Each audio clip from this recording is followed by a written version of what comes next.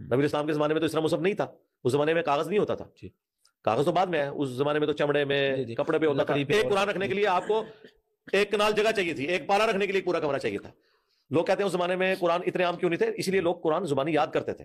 یہ تو بنو عباس کے دور میں جب ہاؤس آف وزڈم بنایا خلیفہ ہارون رشید نے اور سائنس کی بھی ترقی ہوئی، تو انہوں نے کاغذ بنانے کی جو صنعت ہے یہ امپورٹ کی رشین سٹیٹ سے۔ اور یہ میں آپ کو بار بار اس لیے کلیئر کر رہا ہوں کہ ایک دفعہ آپ لوگ دھوکے میں آ چکے ہیں۔ حضرت علی نے تحکیم کے مسئلے پہ آخری درجے میں اپنے فوجیوں کو سمجھایا تھا کہ یہ فراڈ کر رہے ہیں جو انہوں نے قرآن نیزوں پہ اٹھائے ہوئے ہیں، یہ مسئلہ کچھ اور ہے، یہ جنگ ہار چکے میں، لیکن وہ فوجی بات نہیں مان رہے تھے، وہ خارجی ہو گئے۔ مرزا نے دونوں جگہ ہی لمبی لمبی چھوڑی ہے۔ سوال یہ ہے کہ جب قرآن کے لیے 30 کمروں کے برابر، ایک کنال کے برابر جگہ چاہیے تھی، تو اتنا بڑا قرآن نیزوں پر کیسے اٹھا لیا گیا؟ ویسے بھی نیزوں پر قرآن اٹھانے والی بات مرزا آج تک سند کے ساتھ ثابت نہیں کر سکا۔ پھر مصحف عثمانی جو ترکی میں رکھا ہوا ہے، کیا وہ ایک کنال جگہ میں رکھا ہوا ہے؟ صدیق اکبر رضی اللہ تعالیٰ عنہ کے دور میں قرآن کریم جو جمع ہوا تھا، وہ مصحف، وہ نسخہ حضرت عمر رضی اللہ تعالیٰ عنہ نے اپنی بیٹی ام المومنین سیدہ حفصہ رضی اللہ تعالیٰ عنہ کے گھر رکھوا دیا تھا۔ کیا وہ ایک کنال جگہ میں رکھا ہوا تھا؟ کیا ان کے گھر میں ایک کنال کے برابر کوئی حال بنا ہوا تھا جس میں یہ نسخہ رکھا ہوا تھا؟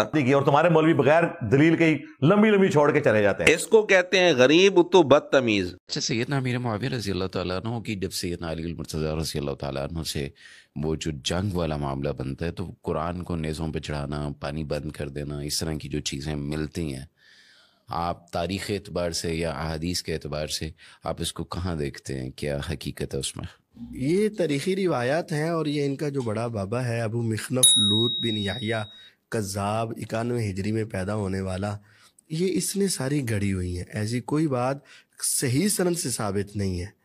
یہ ایک راوی تھا ابو مخنف لوط بن یحییٰ، کذاب تھا، پرلے درجے کا جھوٹا انسان تھا، اس نے یہ ساری تو کہانی کیا اس کی کسی کے ساتھ کوئی ملاقات بھی ہے ان لوگوں کے ساتھ، یا اس کی پیدائشیں سن آپ شعور سے غور پہلے؟ کریں کہ 61 ہجری میں واقعہ کربلا بھی ہو چکا ہوا ہے، جی، اور یہ 91 میں پیدا ہو رہا ہے، تو اس کی ملاقات ان کے ساتھ کیسے ممکن ہو سکتی ہے؟